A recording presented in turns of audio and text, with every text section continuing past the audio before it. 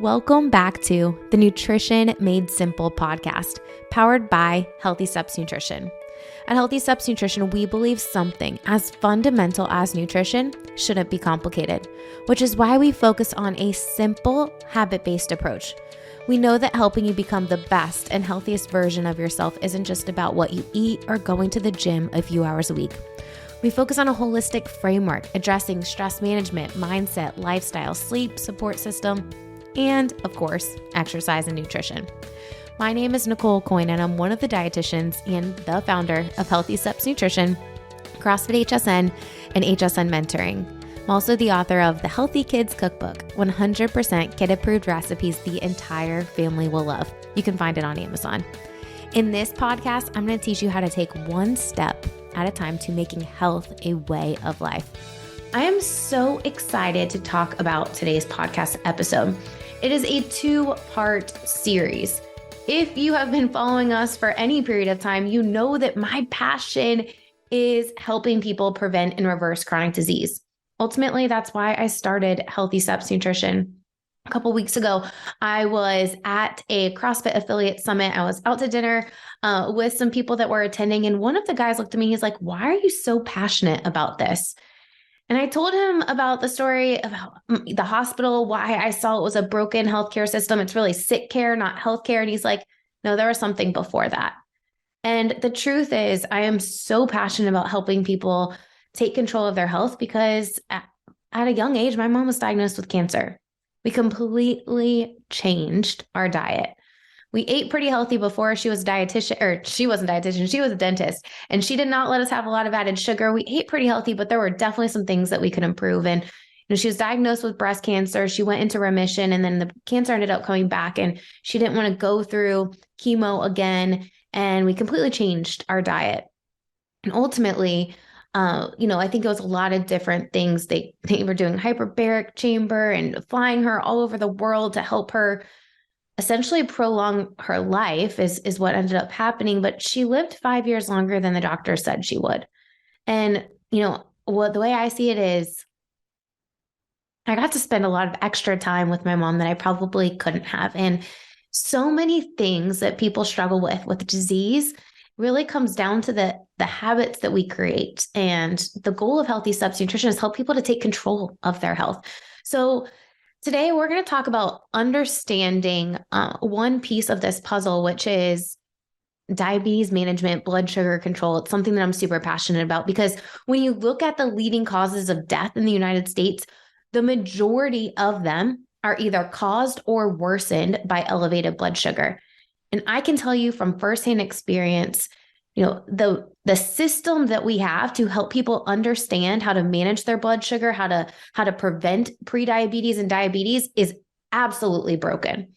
When I worked in the hospital, we had like 15 minutes to go teach people how to manage their diabetes. It is not possible to teach someone something so robust as diabetes management in 15 minutes.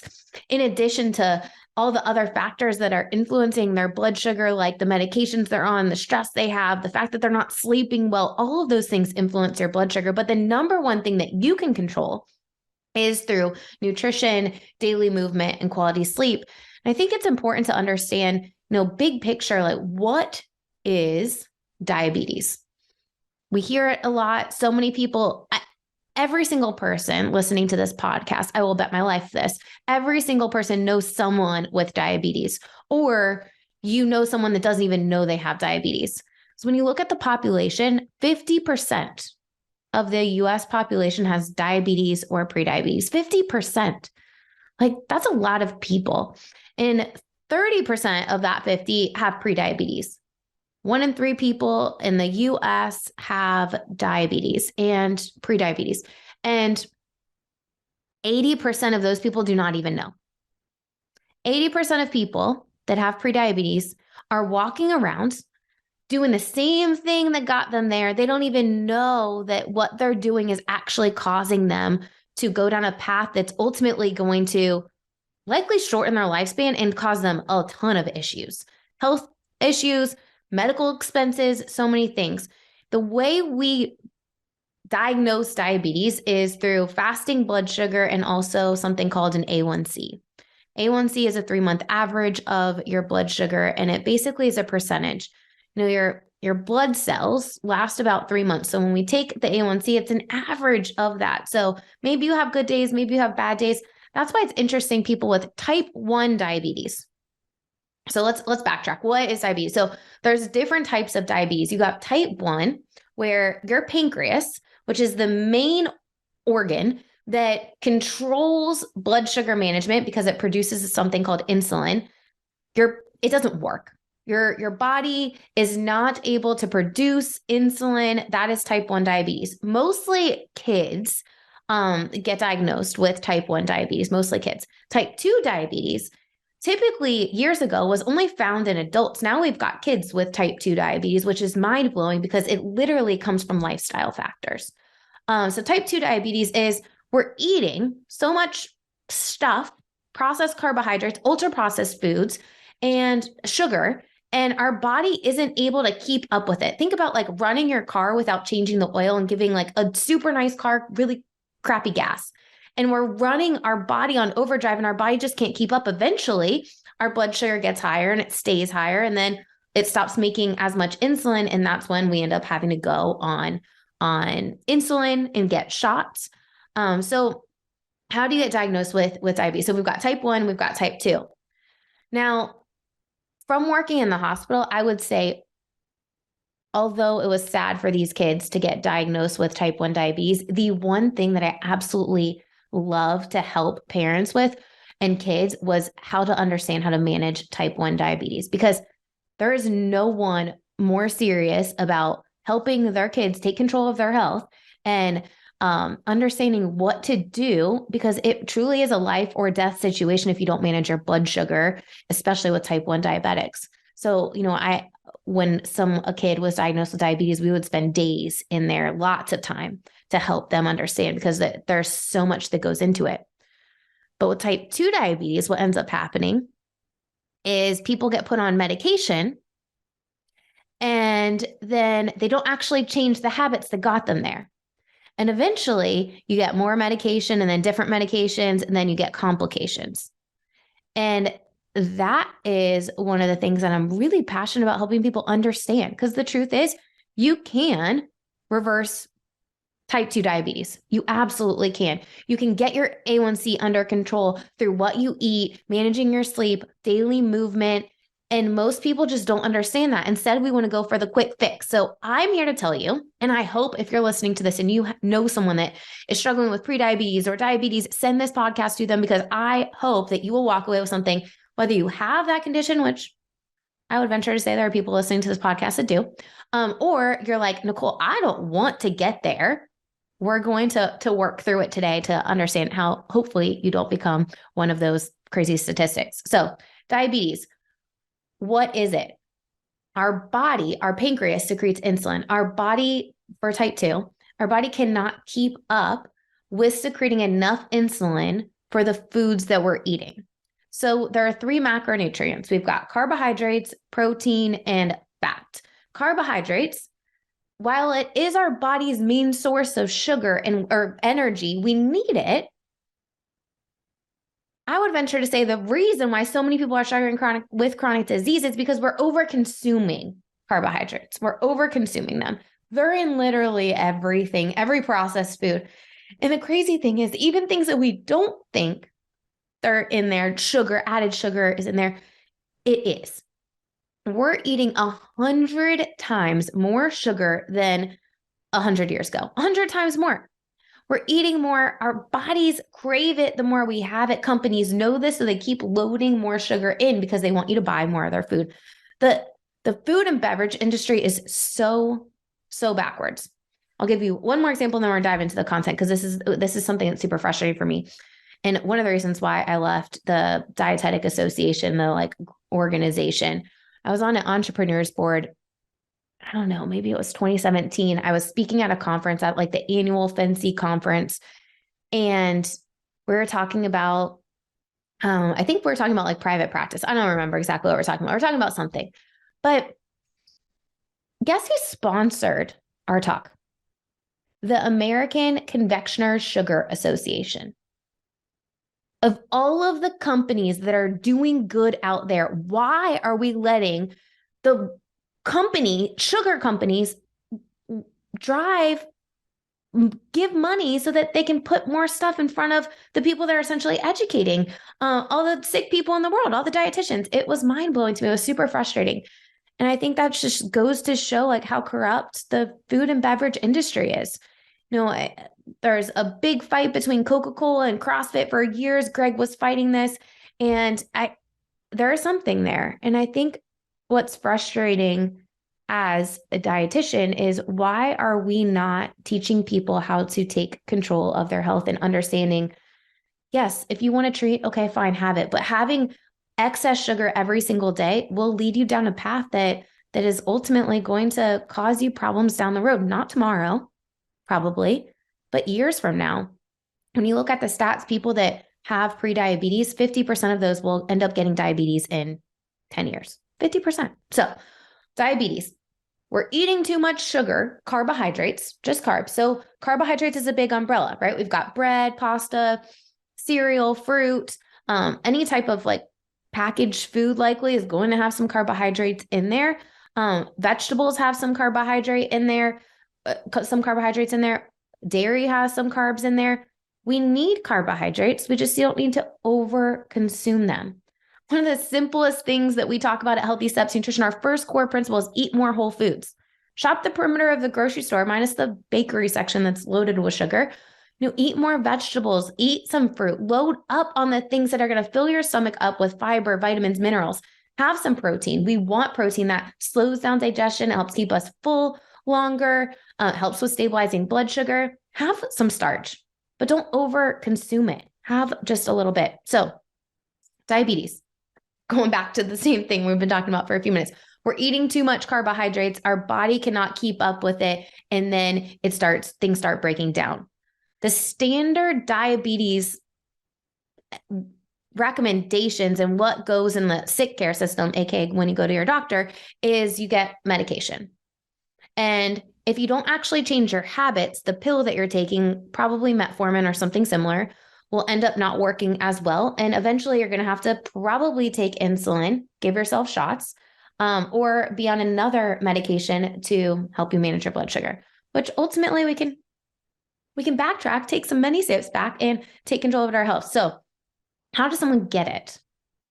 Sedentary lifestyle, overconsumption of carbohydrates, and BMI is another piece of it. So on the opposite side of that, what can you do to prevent getting this, or decrease your risk at least? Eat whole foods, sleep, exercise regularly. Those are the things that we can do. How is someone diagnosed with diabetes?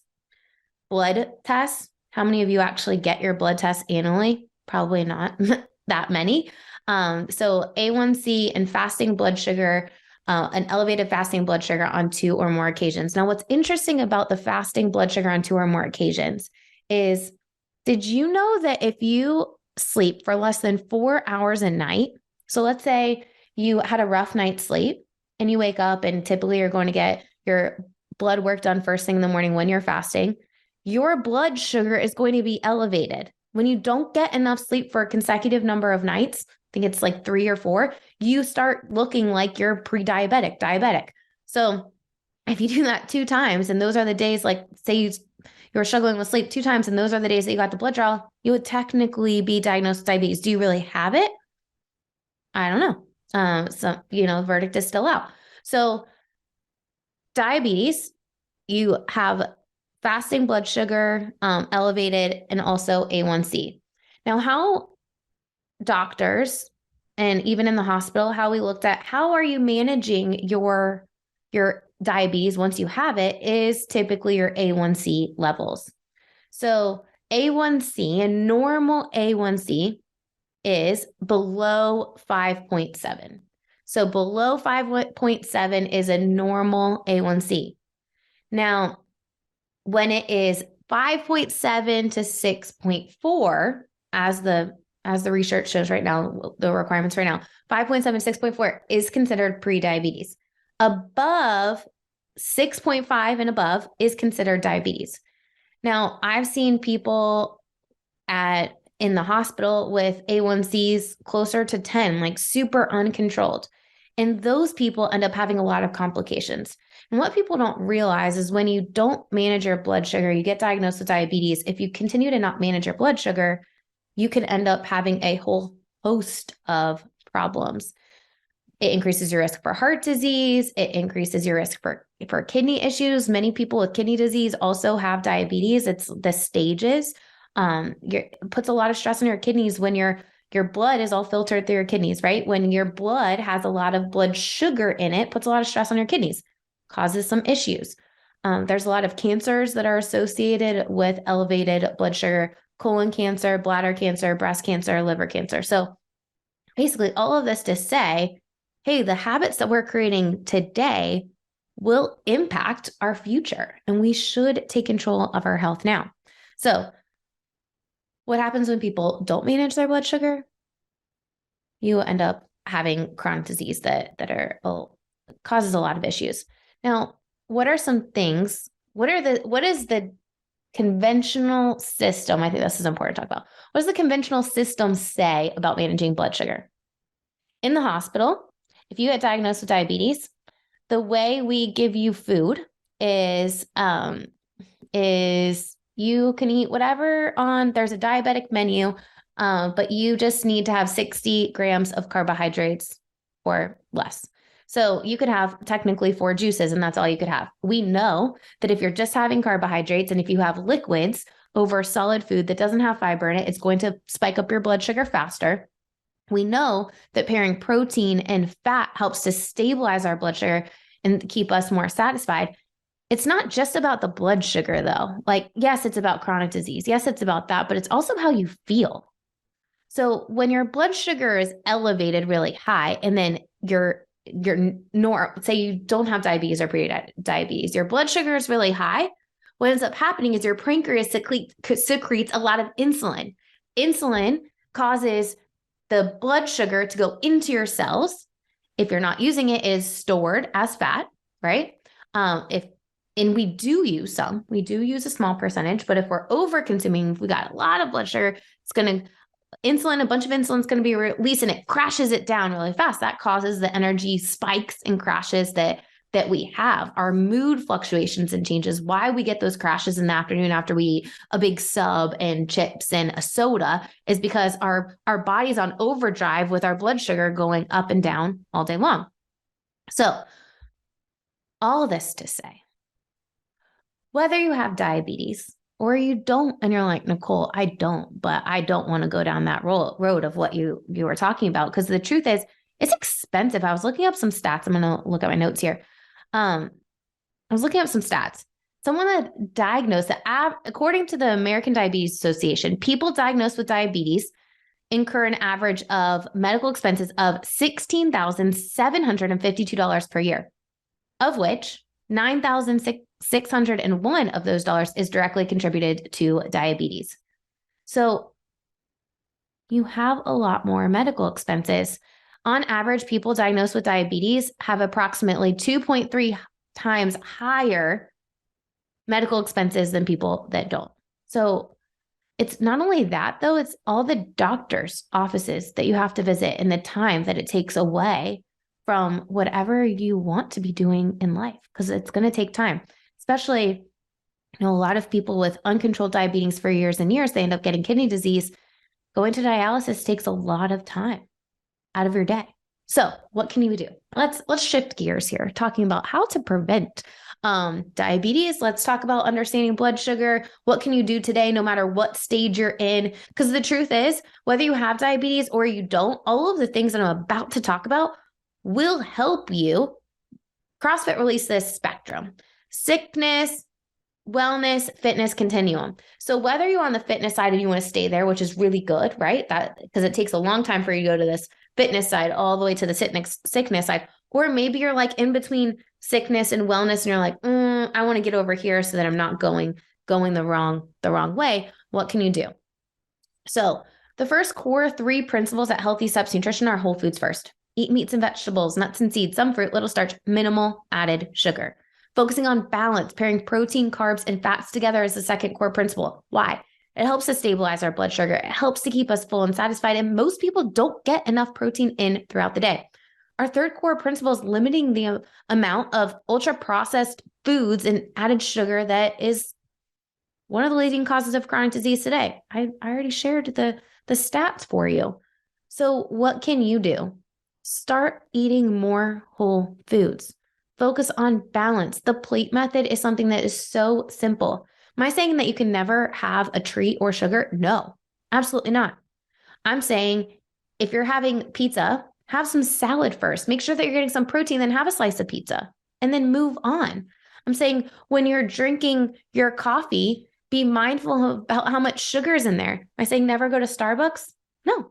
I'm saying go to Starbucks and get your drink, but have one pump instead of 3 pumps with whipped cream on it. I'm saying drink more water. I'm saying pair protein and carbs together and fat so that your blood sugar can stay satisfied, because ultimately it's going to help your energy levels, your mood, all of these things that are super important. So balance, number one. Second thing I think it's important to look at is how much sugar are you consuming per day? Are you actually looking at the nutrition facts labels of the foods that you eat? Companies do a very good job putting high source of whole grain, great source of this on the front of a package. And what ends up happening is when you turn it around, it's loaded with sugar. The second ingredient is sugar. It's super tough to stay on track when you're consuming a lot of added sugar. When I was growing up, my parents would make us we were only allowed to get cereals where the top 2 ingredients were not sugar. So ingredient 3 could be sugar, but ingredient 1 or 2 could not be sugar.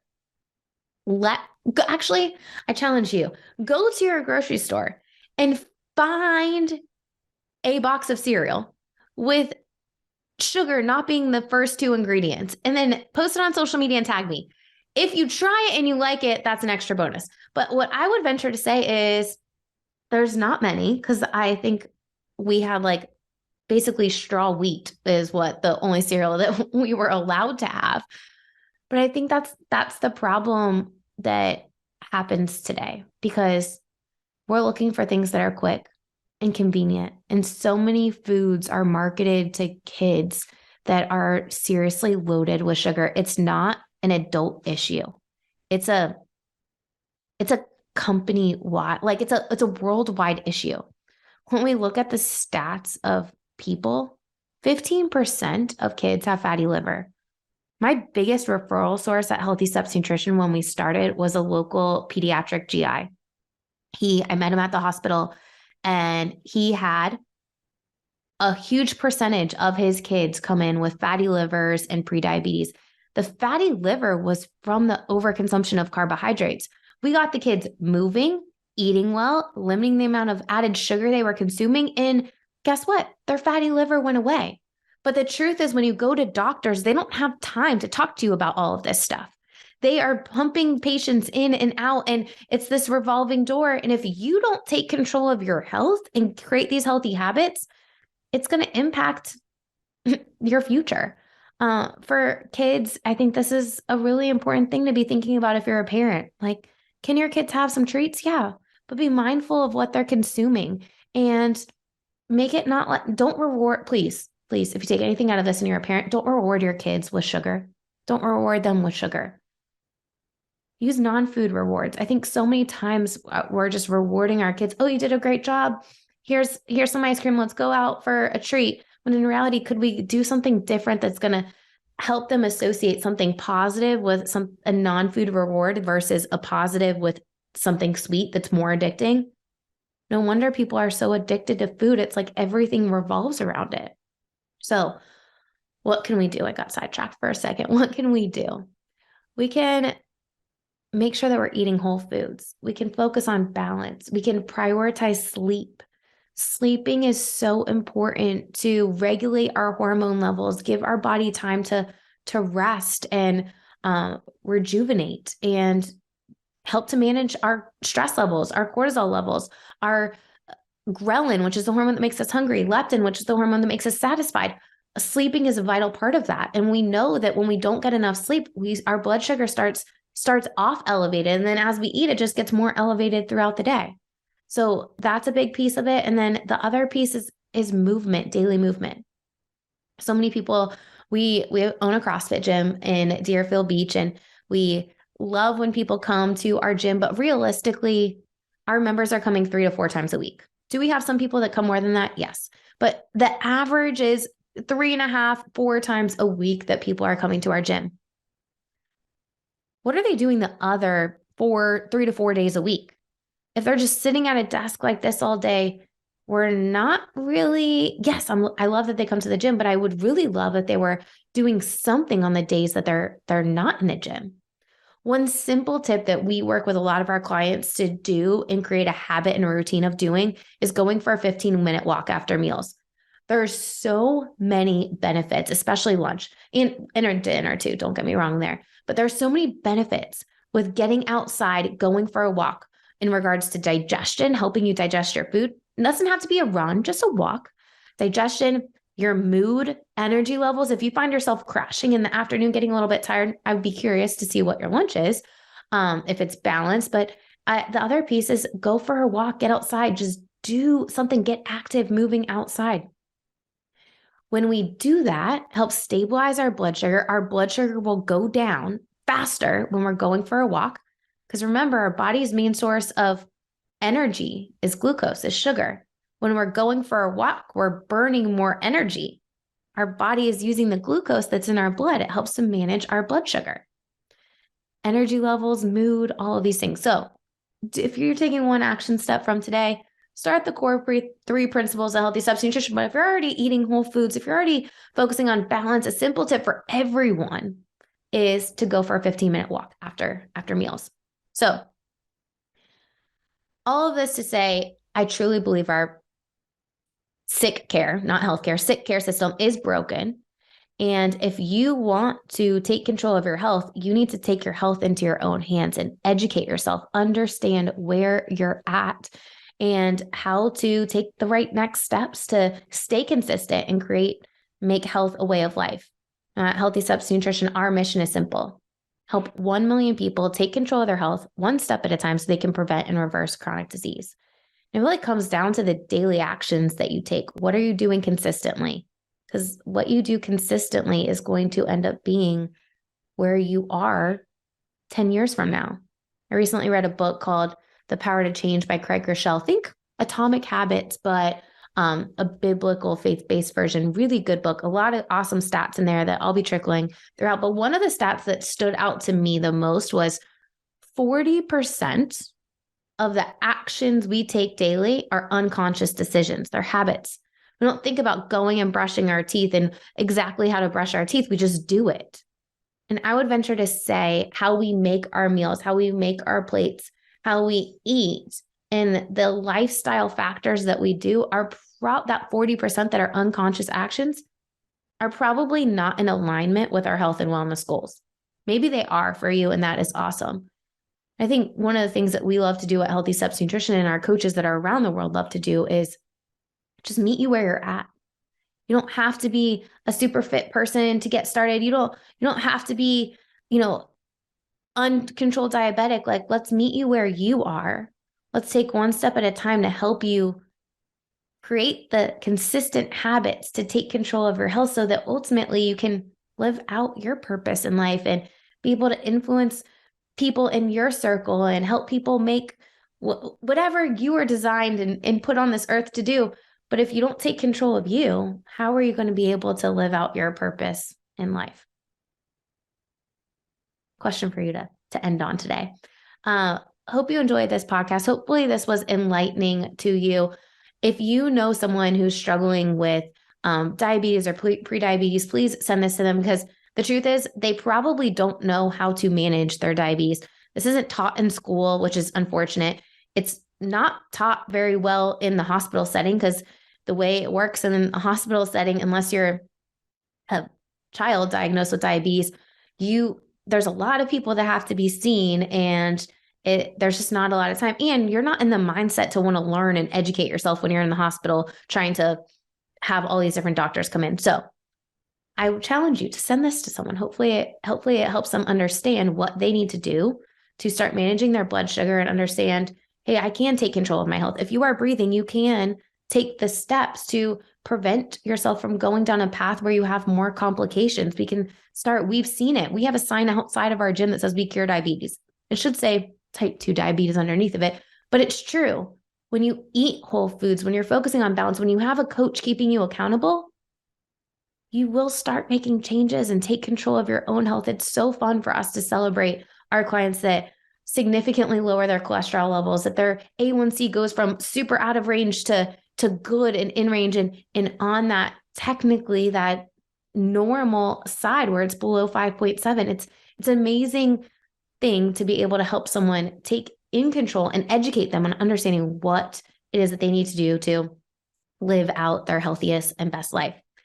Next week, I'm super excited to have Brittany on our podcast. She's one of our dietitians at HSN HQ. We have launched about 6 months ago, we launched a continuous glucose monitoring program that essentially pairs individual nutrition coaching, high accountability, high touch points with our expert dietitians. It's only our dietitians that are delivering this program at our HQ location. So you can go to healthysubsnutrition.com and hit apply for coaching, and you can work with one of us. You don't have to be diabetic. Actually, in this program, the way it's designed is through our partnership, you cannot be diabetic or pre-diabetic to do this program. So it literally is for the people that are wanting to understand what's going on the inside of their body. So you get a continuous glucose monitor that you just put in yourself, super easy. And you have calls every single week with a dietitian, and you can see in real time what's going on the inside of your body when you are eating specific foods, when you're drinking specific things, when you're doing the lifestyle factors that you're doing on a regular basis, so that slowly you can start making some minor tweaks to ultimately create the lifestyle that you're wanting that's in alignment with your health and wellness goals. If you found yourself being super consistent during the week, struggle on the weekend, if you find yourself really wanting to know the numbers and you're a numbers type of person, this program is definitely right for you. You can click the link in the show notes. You can apply for coaching there, or definitely tune in next week where Brittany and I take a deeper dive into CGM, what it is, why it's important, and how to really use a holistic approach when using a CGM to help you make those healthy habits and make health a way of life. All right. Thanks for joining into this podcast. We'll see you back next week. Don't forget to subscribe, leave us a review, and see you next week.